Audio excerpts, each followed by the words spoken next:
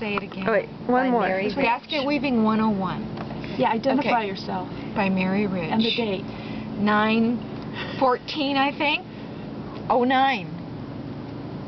This is participants. This is Chris Day. And Margie Hill, ready to start. Okay. Nancy Roger is And turn that one on yourself. Identify yourself. This might be playing on a continuous loop in a museum someday. It could be. Okay. All you really need, really the basics. Needles, pine needles, metal Is this from needles, the deck? sewing needles. No. And raffia. And scissors. That's really all you need. Okay? This is from the deck. Yeah, those are nice. She said they're longer. That'll be really it. that And they much seem longer. stronger at the tips too, which I like. Okay. So you can grab some too if you want. Your first basket is called your magic basket. That's the Native Americans call it. And I decided to leave the tips on just for that decorative thing. But you can take these off, which I did for this one. Okay. Now the reason I was telling these guys, the reason this is so wobbly, I made the whole thing with wet needles, and when they dried, they shrunk, so there were spaces in between them.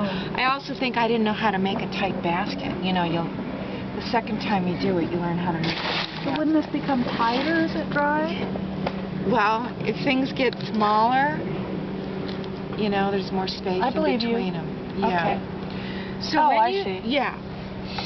When you start a basket, you want to start with wet pine needles and wet. I always use wet raffia myself, and you can dye the needles and the raffia to different colors, but I'm not even there yet. And there's different methods of starting. This I really like this. I love the way that looks, and actually you can do it in a really tight way. It's like a spiral. But I'm telling you, teaching, I had a group of TAs, my teaching assistants, kids, and they could not get this. This is really hard to teach. So I'm going to teach this knotted method. That is also another method if you're into this kind of, you start with a ring and you do sort of crochet things in between, and this to me has a dated look, like a 60s look. I don't care for it. And I did a horrible job in the workshop on this one. So, I like it without the ring. I love that. So, but I'm going to teach you something called the knotted start.